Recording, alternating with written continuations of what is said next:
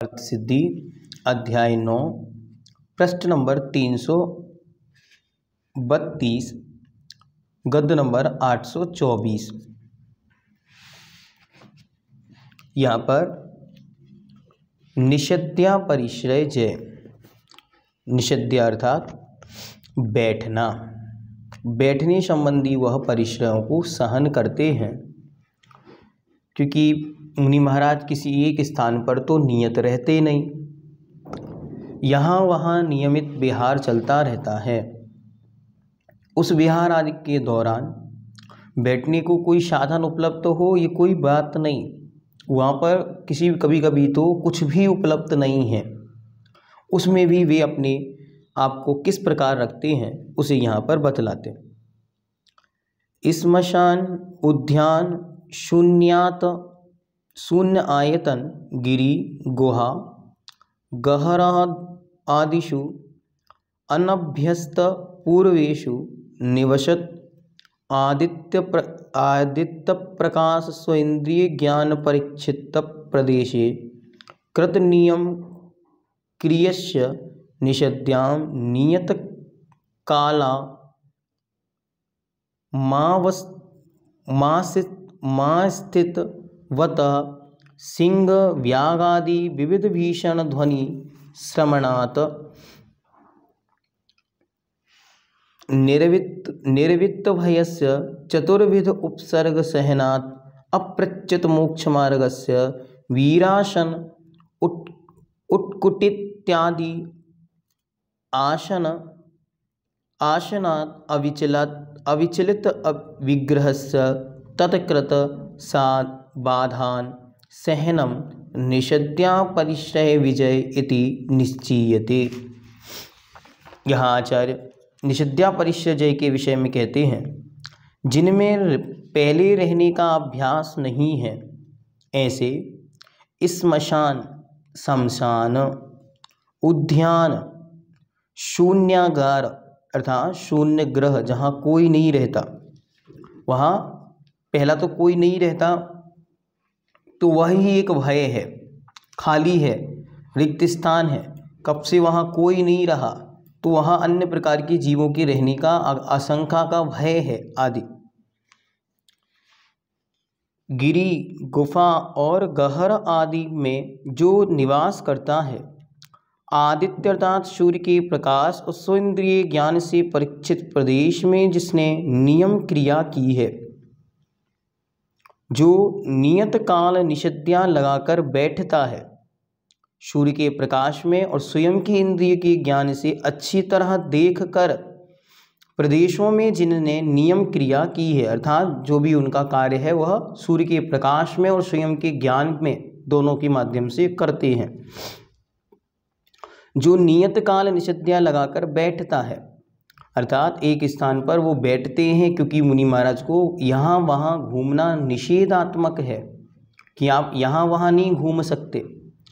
उनके लिए लिखा तिन्नी काल बाहर गमंती, वे 3 ही बार बाहर जाते हैं, या तो आहार या विहार या निहार, इसके अलावा अन्य समयों में यहाँ वहाँ घूम नहीं सकते, तो इनका निषेध, इनका पूर्ण रूप से त्याग कराया गया।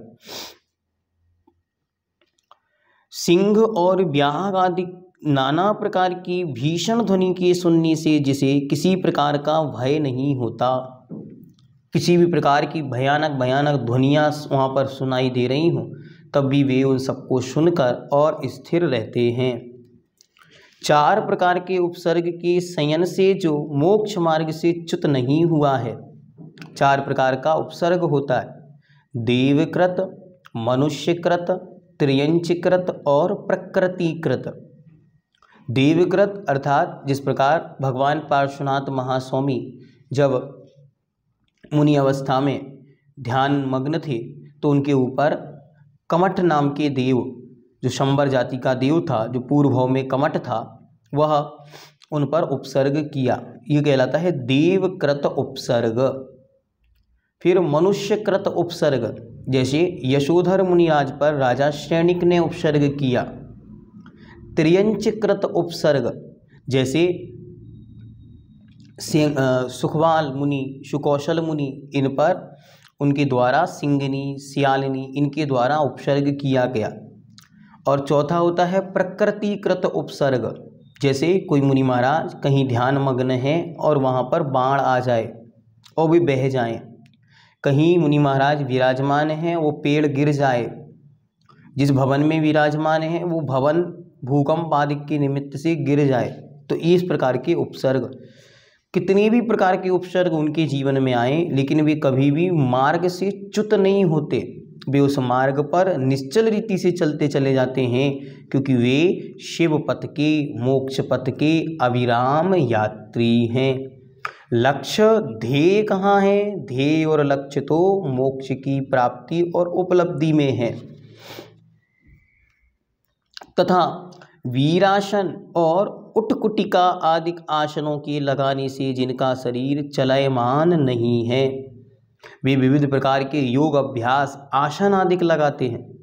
वीरासन है, उत्किटिकासन है, वज्रासन है, अनेक प्रकार के आसनों को वे लगाते हैं, योग अभ्यास करते हैं, जिससे उनका शरीर अत्यंत स्थिर हो जाता है। उसके निषिद्धा कृत बाधा का सहन करना निषिद्धा परिश्रय जय निश्चित होता है। निषिद्धा के माध्यम से बैठने संबंधी, रुकने संबंधी, रहने संबंधी कितनी प्रकार की बाधाएं उत्पन्न हों, लेकिन उन सबको सहन करके वे मार्ग में निश्चल रीति से बढ़ते चले जाते हैं और उन परिश्रमों को अच्छी तरह सहन करते हैं। विकल्प नहीं करते कि ये क्या हो गया, क्योंकि वे जानते हैं कि इस साधु मार्ग में हम आए हैं तो अनेक प्रकार के कष्ट उपस्थित होने ही हैं। देखो, पूज्यवर आचार्य भगवंत इतने बड़े आचार्य हैं दिगंबर परंपरा के, लेकिन जब विहार करते हैं तो सड़क पर भी यूं बैठ जाते हैं। कई बार मैंने अपनी आंखों से देखा कि जहाँ विहार करते हुए जा रहे हैं और सारी की सारी जो सड़क है एकदम कंकड़ पत्थर हैं और उस पर भी चलते चले जा रहे हैं। कहीं विश्राम का स्थान आया और वहाँ पर जाकर वो बैठ गए। अब जमीन तप रही है, कांटीली है, किसी भी प्रकार की है, वे वहाँ पर स्थिर बैठे हुए हैं। कितना अद्भुत उनका जीवन होता है। एक बार पूज्यवर आचार्य भगवंत नैनागिर में विराजमान थे और वहाँ पर एक बहुत बड़े गुरु हुए हैं एक अन्य संप्रदाय में, उनको गुलाब बाबा नाम से पुकारते हैं। सागर जिले में उनका अच्छा खासा परचम था। आचार्य भगवंत विद्यासागर जी महाराज से मिलने का उन्होंने एक बार भाव बनाया कि मुझे उनको मिलना है, क्योंकि वे भी एक अपनी संप्रदाय के गुरु थे, तो उन्होंने दर्शन का भाव ना करके मिलने का भाव बनाया। मिलने की दृष्टि से वे नैनागिर पहुंचे। पूज्यवर नैनागिर में विराजमान थे और नैनागिर में एक मंदिर के बाहर एक चबूतरे पर वो बैठे थे। मंदिर था, मंदिर के बाहर एक छोटा सा स्थान बना हुआ था, गेट के दरवाजे के बाहर ही उस पर वो बैठे हुए थे। सामान्य से यूँ बैठे थे। उस समय इतना कोई ना संग था बड़ा, ना कोई अन्य बहुत कुछ भीड़ भाड़ आती थी, तो शांति से वो आराम से वहाँ बैठे थे। गुलाब बाबा और उनके 2-4 शिष्य जो थे वो वहाँ पर आए और उन्होंने किसी को पूछा, आचार्य विद्यासागर जी कहाँ हैं? तो उन्होंने कहा इस तरफ आगे आप जाएंगे तो वहाँ पर मंदिर है और मंदिर के बाहर वो विराजमान है। वो लोग आगे बढ़े और आगे बढ़कर वहाँ पहुँचे तो उन्होंने आचार्य श्री से स्वयं पूछा कि आचार्य विद्यासागर जी कहाँ हैं? सो आचार्य श्री जी कुछ नहीं बोले और शांति से बैठे रहे। इतने में ही वहाँ पर एक व्यक्ति, जो भी पुजारी हो मंदिर का या जो भी हो, वो वहाँ पहुँचा और उन्होंने कहा यही तो आचार्य विद्यासागर जी हैं। जैसे ही उन्होंने ये शब्द कहे तो वो जो गुलाब बाबा जो मिलने आचार्य विद्यासागर जी से आए थे वो वहीं पर जमीन पर दंडवत लेट गए, जमीन पर दंडवत लेट गए और उठकर बैठे और बैठकर कहते हैं, अहो धन्य भाग्य मेरे, मैंने तो पंचम काल में भगवान देख लिया।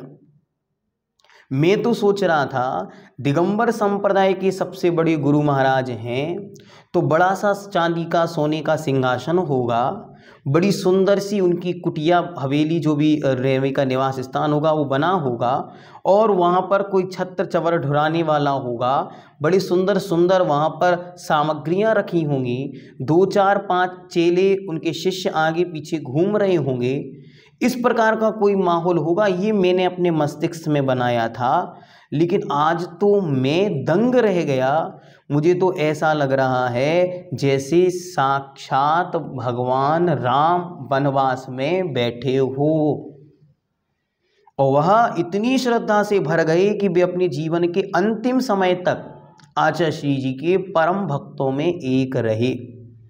जिनके स्वयं के हजारों शिष्य और भक्त थे, वे स्वयं आचार्य भगवंत विद्यासागर जी महाराज के जीवन पर्यंत भक्त रहे।